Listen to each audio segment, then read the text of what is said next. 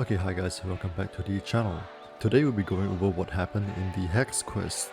We start off with a New Year's countdown where a nuclear explosion happens and time is reversed. Time turns back one day and we see Arthur, whose hand is controlled, to type a message. Again!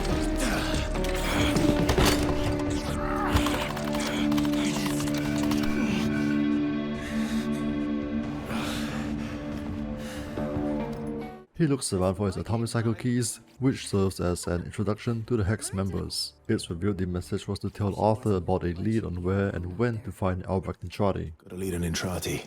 Sewers. Arse deep in Techron, most likely. Arthur gets the keys and is ready to leave until he's confronted by the other members of the Hex, who thinks he's going to abandon them. He then splits the team into formation and heads off.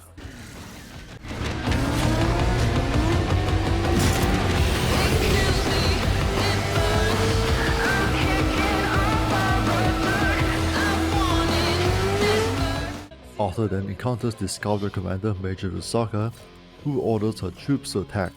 Arthur makes his way through the city and takes down all of the tanks in the process. In the aftermath, he sees Albrecht and Kalimos near an opening, and he goes in thinking Albrecht is there. Arthur's head pounds as the helmet goes through and produces an Excalibur Warframe. They begin to duel, but the stalemate is broken as Arthur's mind is being invaded through transference, and he sees various memories of the Thanos past and one of the nuclear explosion. He rejects the transference attempt and the Drifter is expelled. The Drifter then attempts to shoot Arthur, but he stabs the hand to defuse the situation. We then see Albrecht being interrogated by Victor as Rusaka enters the room. It's then revealed Rusaka is the man in the wall, and he takes the form of Lloyd to taunt and goad him. This fails as Albrecht now realizes the foil to his plan, love. We switch back to the Drifter's perspective as they tell the Hex about what's going on. The Drifter then receives lone weapons and an atomic cycle to try and find Albrecht. They reach a room where he's meant to be held to find the man in the wall in the Thanos form rather than the Drifters, and they deduce Albrecht's escape. The Drifter is then ambushed by Scoundrel troops, but manages to escape. Upon going back to the mall, the Hex are arguing amongst each other about what they should do as time and hope is running out. The Drifter says they can still change things, and Arthur agrees by saying to stop the nuke. The Drifter then does a survival mission and returns to the mall. The Drifter sees Arthur with Kalimos, and Arthur tries to make amends, but the room behind them begins to change and Kalimos leads the Drifter in. Inside there's a message from Albrecht stating they are in a loop and the only means of escape is for the nuclear reactor to go off, and as such he wants the Drifter to prevent the Hex from stopping it. As the Drifter steps out, Amir tells them that they found Albrecht. Supported by Aoi reading Scoundrel radar chatter about moving a VIP target. Along the way, Aoi is pinned down and the Drifter helps her. They then take the truck as it's less conspicuous. Scoundrel chases them regardless and the Drifter holds them off. Eventually Rusaka herself, or rather the man on the wall, gives chase as well. He then rams the vehicle carrying Albrecht in a last-ditch effort. The Drifter, the Hex and Albrecht all stand around the injured Rusaka as Albrecht mentions with each loop cycle, more of the man on the wall's influence seeps into Rusaka and tells the Drifter to shoot her. Regardless of the choice, Albrecht then alludes to the nuclear explosion and the Drifter replies back suggesting they aren't going to let it happen. The man on the wall laughs and states the words, "Truth, Chaos, Truth," teleporting himself, Albrecht and the Drifter away. We then see the Hex in the back rooms, with even less hope than before since the Drifter is gone and Quincy will leave the team. They try to devise a plan to stop the explosion themselves, with Eleanor suggesting they could use the tech rod to their advantage. Eleanor directs the team to the zoo as she senses the tech rod is only biding the time there. Victor and Scoundrel's attention is diverted away as Eleanor tracks down and kills the tech rod being known as a Legacyte, a hive queen, to take over instead. We then see the Drifter is back on the Zerman and they are taunted by the man on the wall, showing the deaths of the Hex that's about to come to pass in the future. The Drifter thinks Albrecht is responsible, but the man on the wall refutes this and states it's his own doing. He then states the void powers were given freely, compared to the Orokin who he says butchered him and essentially used his powers for their own greed and allowed them to explore space. We cut back to 1999 as 23 minutes are left until the explosion, and we see Amir holding off Scoundrel to buy time for Eleanor to arrive. We then see Eleanor and Letty make their way through the underground.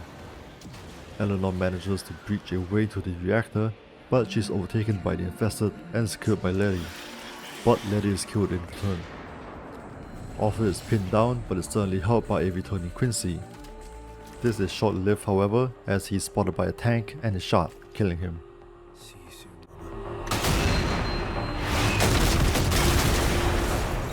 Arthur, Amir and Aoi make it to the reactor control room. Amir types away, trying to stop the explosion. Aoi tries to hold the control rods in, but she is unable to maintain control over the power, eventually killing her. Arthur heads in to fend off the advancing tech rod, but is weakened and tired following an encounter with a babao. He makes his way up to the observation window as the radiation is affecting his body harder. And we hear a gunshot, then seeing Amir with a gunshot wound. It's later shown Albrecht shot him. Albrecht then states the Momo have been expelled and that Tao is in sight, then saying the Hex have sacrificed themselves for this moment and asks the Drifter to follow him. Arthur beckons the Drifter to go, but they refuse, stating they can save the Hex. Albrecht disagrees and says, "Not unless you know them," then shoots the Drifter. As another loop occurs, this time extending to a year instead of a day, and interference mentioned to be Albrecht's manipulation, so the Drifter may establish proper relationships with the Hex to save them. After reaching a sufficient relationship level with the Hex, the Drifter is given another chance at saving them. The Drifter is firstly able to break the mental influence of the infestation on Eleanor, symbolized by her being able to remove her infested tongue. As she is of sound mind, both her and Letty survive. Next, the Drifter is able to save Quincy by activating Site 09's ability to scan for weak points, have them and enemies be visible through walls, and give weapons punch through for him to take out the tank. The Drifter is then able to save Aoi by easing her mental load and allowing her to move the rods with ease by encouraging her.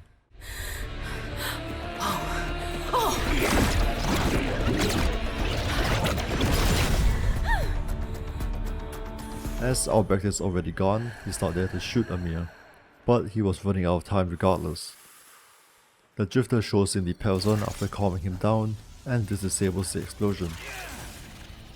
The Drifter uses transference to get Arthur out of the core room to avoid radiation poisoning, and they reunite with the Hex.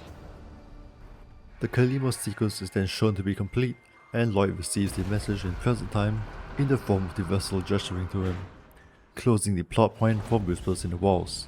So that's pretty much the story of the Hex. Thank you for watching.